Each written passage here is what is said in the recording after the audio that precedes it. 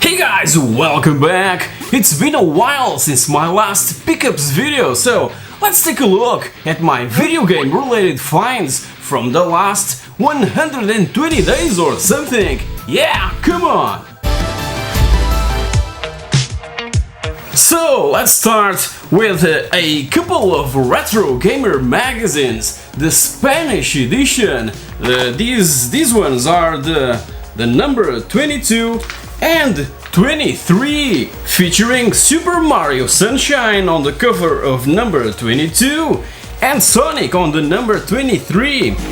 As I said on another pickups video, I love this version of Retro Gamer because they focus a lot on the Spanish golden age of video gaming back from the 80s and early 90s. I grew up playing a ton of Spanish games on my ZX Spectrum, so the Spanish Retro Gamer is more nostalgic for me than the English original, yeah. Now, and moving on to games, I must first highlight that 90% of these recent pickups are racing games. Are you interested? Come on! So let's start with Gravel for the PC that was released back in March and that I finished in about 5 or 6 hours. A really easy and fun little racer from Milestone that brought back a lot of memories from the 2007 Sega Rally and even Dirt 2 from 2009.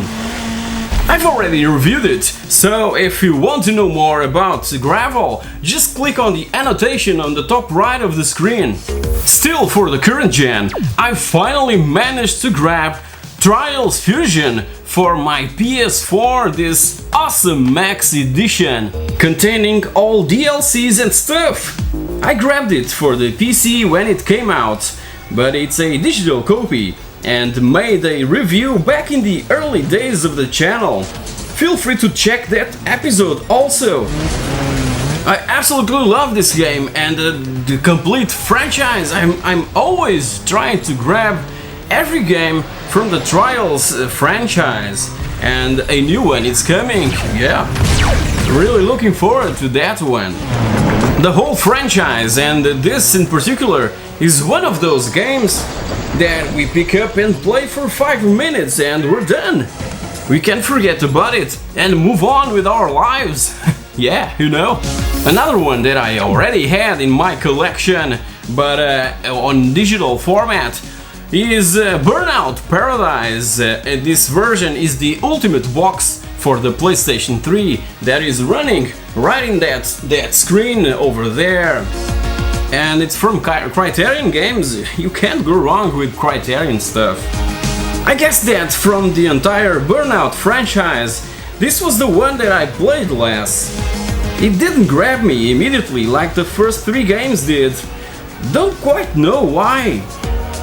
As I said, I also have it on Steam, and that was the one I played when it was first released back in 2008. Yeah, my kid just loves soccer games, so I had to grab on a budget and for the PlayStation 3 Pro Evolution Soccer 2018.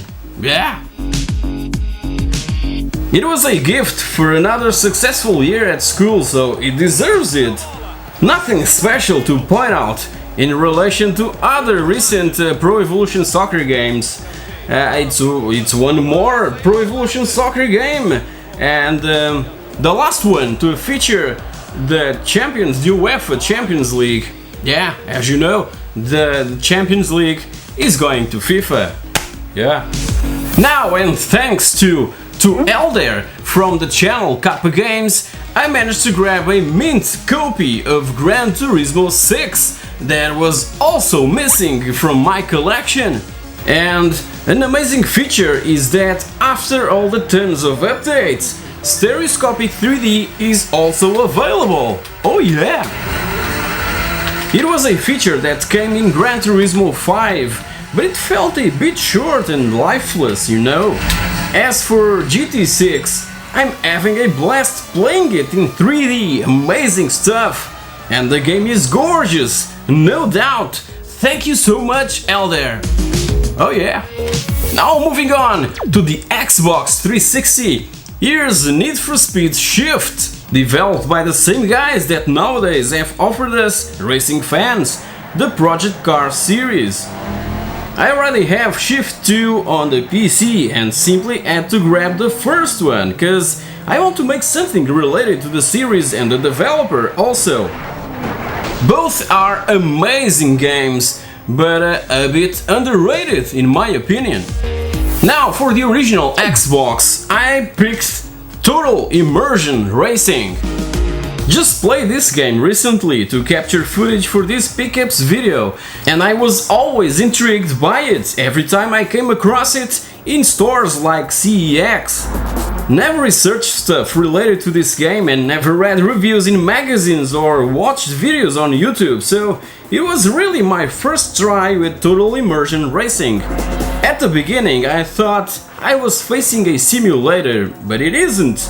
It's a mixed bag of stuff. For starters, cars are indestructible, but I found the racing and competitive aspect really good. And on top of that, it also sounds great. I have to play it a bit more.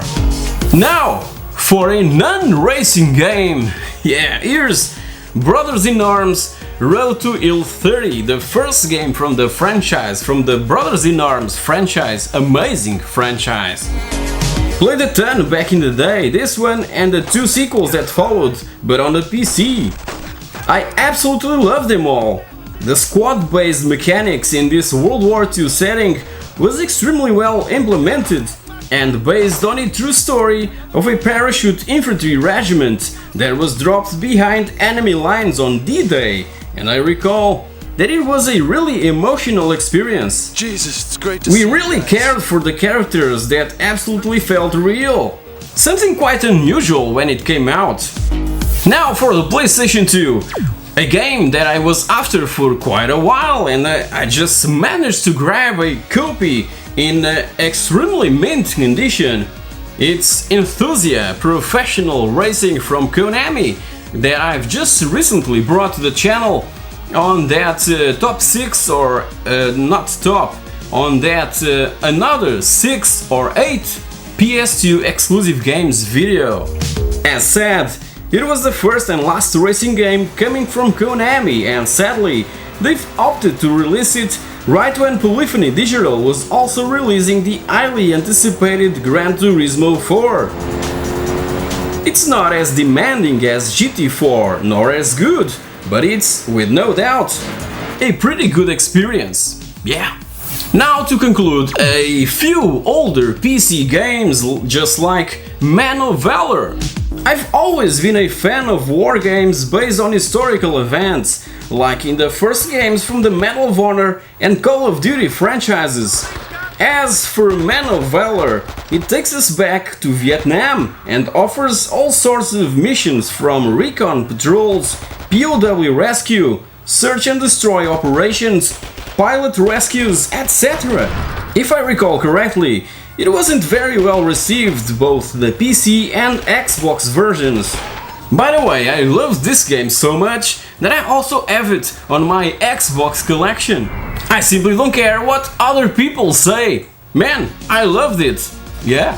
Another game that I absolutely loved back when it was released was Operation Flashpoint Cold War Crisis. Yeah, from Bohemia and published by Codemasters. This is the Gold Edition that, besides the main game, features Red Hammer, the Soviet campaign, and the always useful Prima strategy guide. Awesome! I recall that this game was critically acclaimed for its realism, and being able to simulate military conflict situations on PC, its technology was even adapted as a special training application for real soldiers. Indeed! This game really left a huge mark on me as a gamer in the beginning of this new millennium, and I simply couldn't stop playing it. An awesome addition to my collection, oh yeah. And to conclude, you know that just recently I managed to finally grab the complete Screamer franchise on these two big boxes. The series that really brought fame to Milestone back in mid-90s. I now have all the tools to make a retrospective to the Screamer franchise. Obviously excluding Screamer 4x4 that also came bundled, but is not part of this franchise.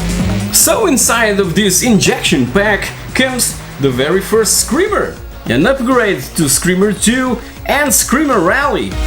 And along with it came the standalone version of Screamer 2. And as said, Screamer 4x4, this sold-out version that was a sort of offspring of the series developed by another studio and that I've already reviewed. Also feel free to check my review on this one. Yeah.